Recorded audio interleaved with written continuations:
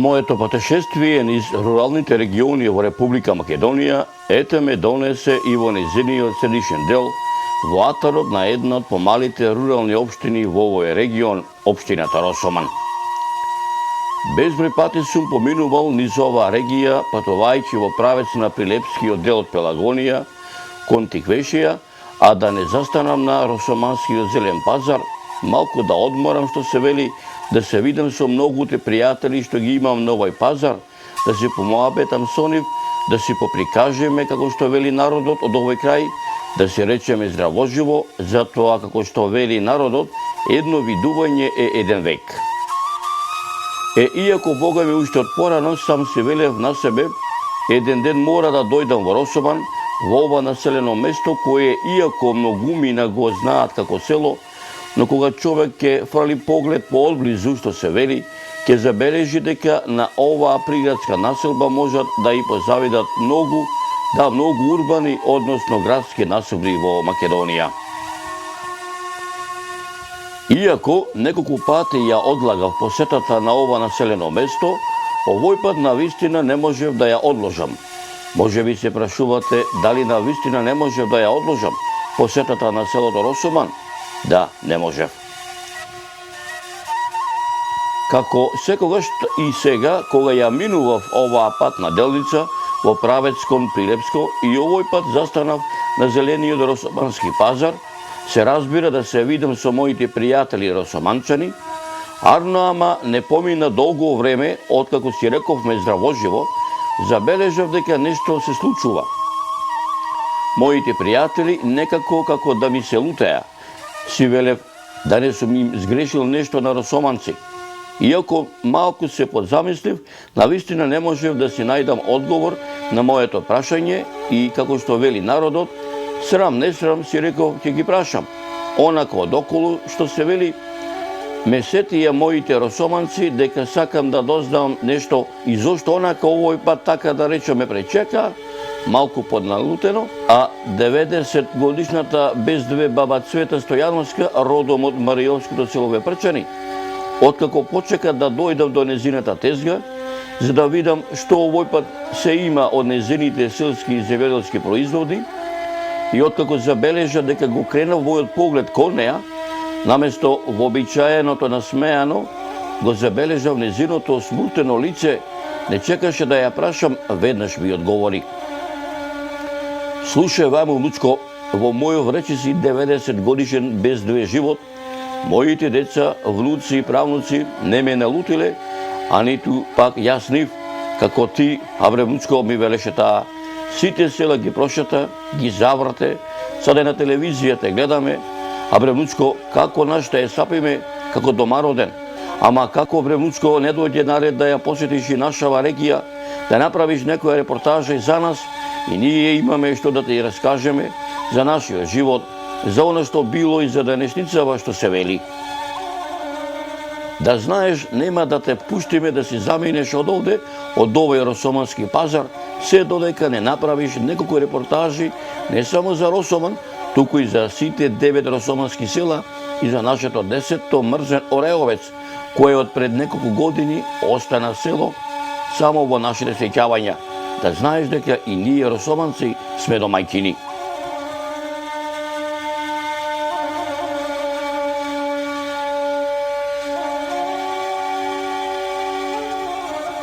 Колку ми се радуваше душава, кога ова го слушнав од речиси 90 годишната баба Цвета, верувајте ми, уште повеќе ми се наполни душава со убавина, кога ги видов весели, ведри, насмејани моите стари пријатели од Росоманскиот зелен пазар, кога им реков, како нема за вас, мои росоманци, да направам некое кадро, за вас се ќе сторам. Штом успеав да те кандисам, сега ти бркај си ја твојата работа, а јас мојата, иако не се сомневам во твојата работа, ми велеше 90 годишната без две баба Цвета Стојановска, родом од Маријовското село Вепрчани. Откако маснавме по 2-3 раки и откако заедно со баба Цвета го испивме саде кафето, што таа ми го свари по нејзина рецета, околу нас се собраа и други мештани од ова село, кои налик на она што претходно ми го кажа баба Цвета и тие ми велеа. Редно е да си дојдеш и ти дома. Ајде со нас. Наши сме. Како наш те сапиме. Како дома родена си во селово.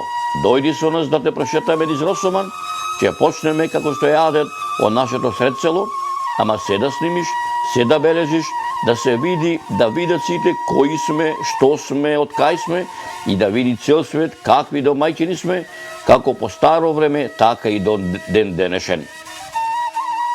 И се го почнавме моабетот надолго и на широко, и за се што било, и за се што не било, и урес и вукрес, како што велат росоманчани, за се она што е знаено и незнаено, и на лице и на опачина, а како што се движевме ни селото, така моите росоманци, така нивните приказни за нивното родно село Росоман се надполнуваа една со друга. Тиквешијата, тиквешкиот регион, од секогаш низ историјата бил познат пред се по дедувањето на виновата лоза, по производството на грозје и по производството на многу видови вина кои што се застапени речиси на сите континенти во светот. Покрај виното, покрај грозјето, во овие краишта се произведуваат и многу квалитетни овошни производи кои што наоѓаат свој пласман, да речам, секаде низ светот. Во овие краишта се наоѓаат и многу културно-историски објекти и знаменитости, многу цркви, многу манастири, многу винарии. Значи, ова е само еден дел од богатиот арсенал што може да го понуди тиквешкиот регион.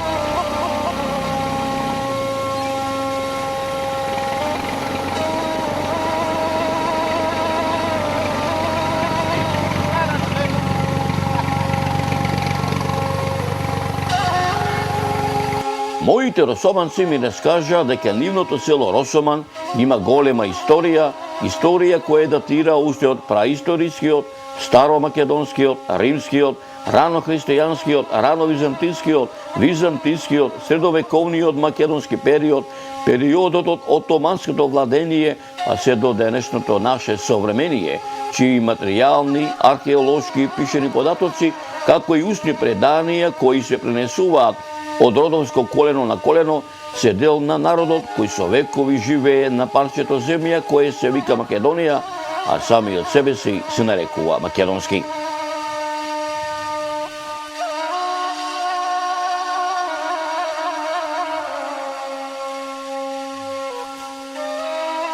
Јас сум Атанас Станковски, родом од Тулеп, а женен сум за Елица Панчевска од село Росоман, а инаку е таја потекло од Степанци, но тука е израстена како мала.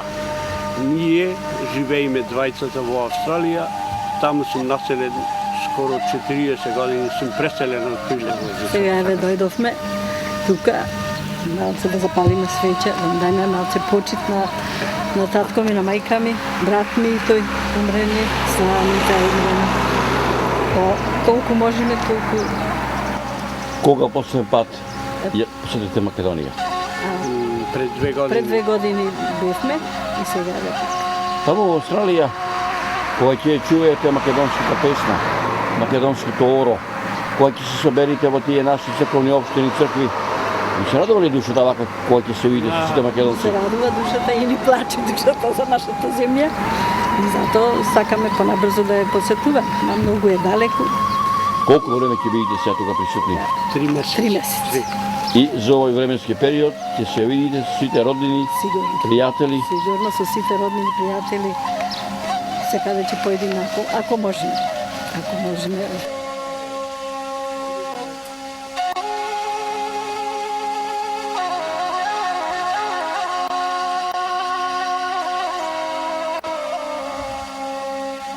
Како населба Росоман секако се протега наназад во времето со векови и покрај тоа што не се направени посебни археолошки истражувања на локалитетите со можни стари населби во неговата околина.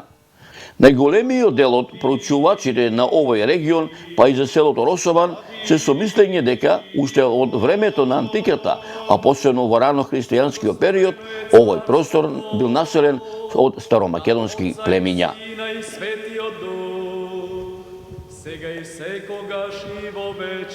Дека во атарот на ова село како дел на Тиквешијето живеело македонско население, говори и податокот дека од 969 година па се до 1018 година, за време на постоењето на средновековната македонска држава, позната како Самуиловото царство, на овој простор простоело бројно монаштво кое било двигател на духовниот подем на македонскиот народ.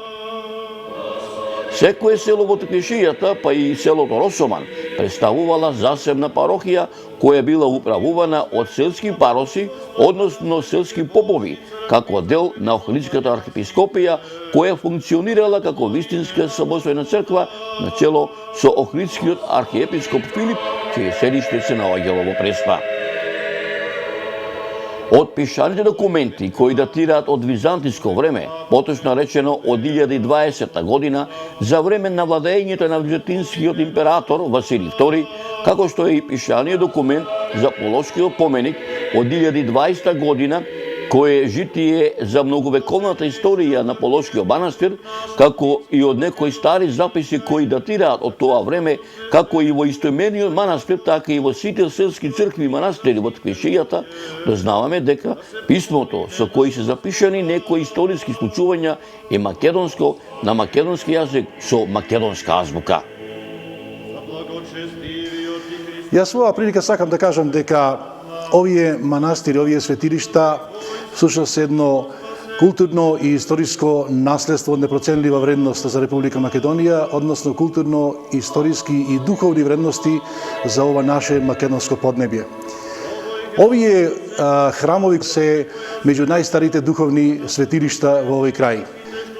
Значи, сакам да кажам дека во овој крај, овде, иако ова е мал, но духовно богат простор, има многу вакви храмови кои што духовно го потхранувале овој македонски народ и на некој начин можам да кажам дека представувале сидро за овој македонски народ, кои со текот на историјата, низ многу векови и покрај многобројните премрежија и проблеми на кои што наидувал, опстанал на овие простори, го задржал својот идентитет, својата култура, своите обичаи, навики, традиција и така натаму. Меѓутоа, за ова морам да кажам што успеал овој наш македонски народ низ овие векови да опстане и да се одржи на овие простори. Заслужни се во секој случај и свештениците кои што служеле во овие свети храмови одека. Меѓутоа, не е помала заслугата ниту на градителите кои што ги изградиле овие свети храмови.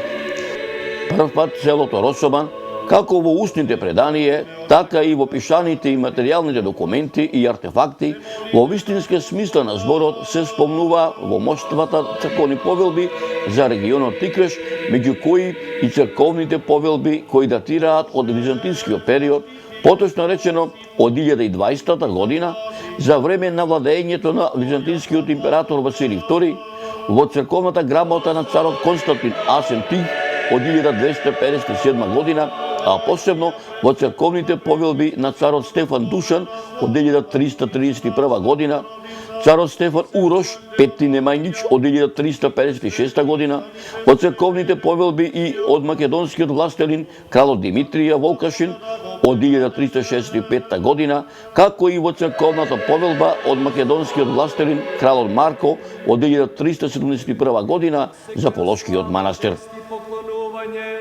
На Отца и Сина и Светиот Дух, сега и секогаш и во вечни векови.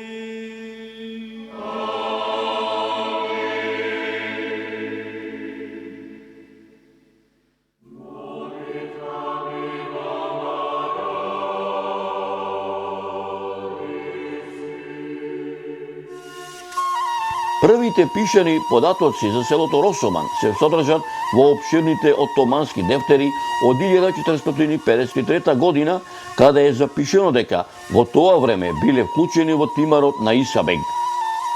Во пописниот оттомански дефтер од 1545 година за селото Росоман е запишено дека број 28 рицарски куќи, а во пописниот оттомански дефтер од 1568 година, кој се водел за платени даноци, е запишено дека поради малиот број на жители, Росоман е хасна султанот и е ослободен од данок.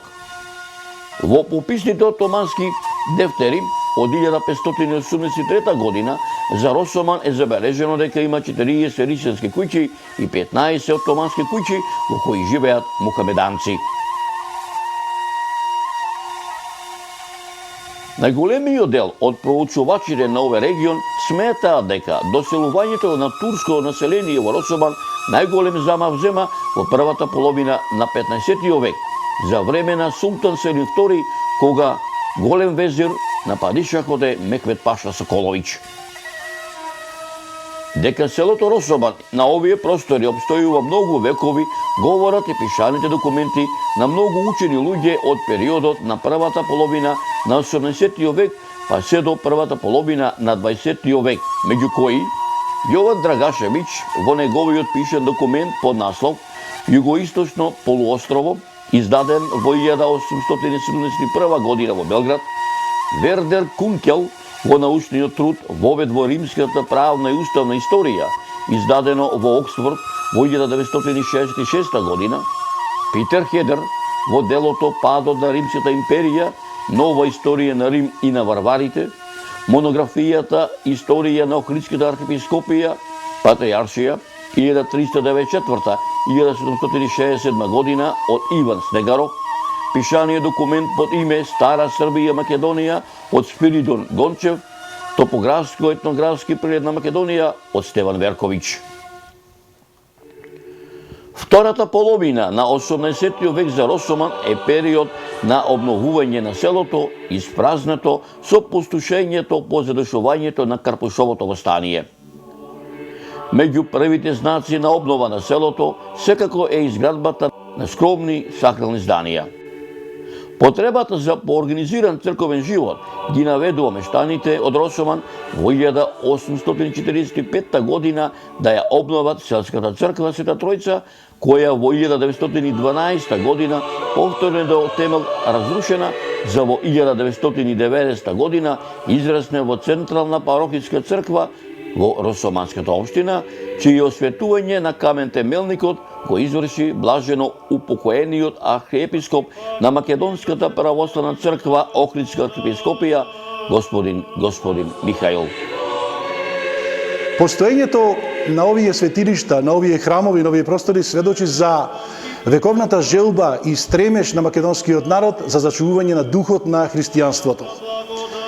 Доаѓањето во овие светилишта, во овие храмови, на некој начин значи и духовно збогатување на населението, односно би кажал дека тоа на некој начин е допирање на душата и доживување на загадочната убавина на духот со самото доаѓање во овие објекти.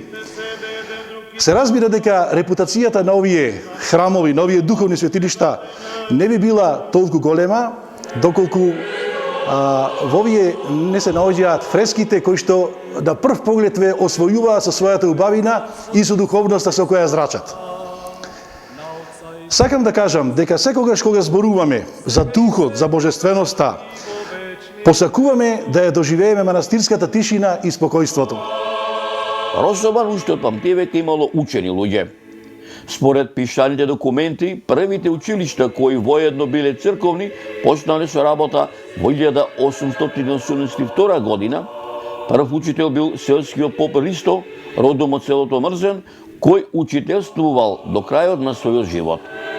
Во учебната 1900 година во Росоман учителствува даскало Томо, а за време на неговото учителствување е формиран огранок на ТМОР, прв во Росоманскиот регион. Во селото Росоман учители биле и Захарije Захариев, Крсто Матковиќ, Петар Стојановиќ, Ристо Антич и многу други. Во подалечното минато Росоманци учествуваат во борбата за слободување на македонскиот народ од Отоманската империја и за самостојна Македонија, како во пред-илинденскиот, илинденскиот и по-илинденскиот период. Исто така росоманци не ги избегнуваат воените дејствија како од Првата и Втората Балканска војна, така и од Првата и Втората Светска војна, каде што за потребите на боиштата, мобилизирани во разните војски речиси, било сето население, а пак од мобилизираното машко население, кое било испратено на фронтовите, голем дел не се вратиле во своите родни огништа, а на многумина до ден денешен не им се знае громнината. Многу работи се познати. Сме ги учеле во историјата, особено за Првата светска војна. И знаеме дека таа светска војна се водела на многу фронтови. Меѓутоа, еден од најдолготрајните и најжестоките фронтови, фронтот на врвот кај Макчалан. Припремите за тие битки обично се одвивале по некој стандарден тек.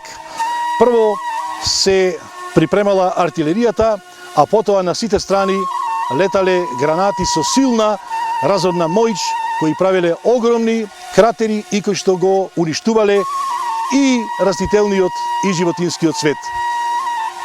Фронтот на врвот кај Макчалан, односно таа жестока битка, е една од ретките, ако не единствена битка во светот која се водела на таква висока надморска височина. За време на Отоманската империја во близината на Росоман се наоѓало едно од двете речни пристаништа во Македонија. Пристаништето во Росоман во тоа време било важно место каде што по Црна река доаѓале и излегувале разни стоки. Од Росоманското пристаниште натоварени кораби и сплавови тргнувале кон Солун. Росоманското пристаниште било најактивно во втората половина на 19. век, кога Росоман бил означуван како населба со полуградски тип, со чаршија, со дујќани.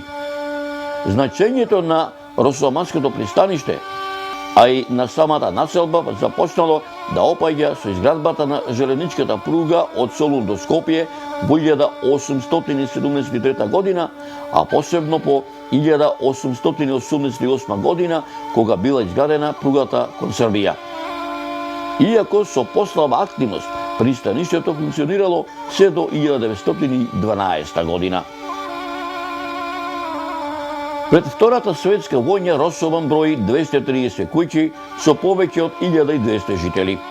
И покрај плодното поле, развојот на индустријата влијаела голем дел од населението да го заменат традиционалното земјоделско производство со трговија, која од година во година се поголем замав земала.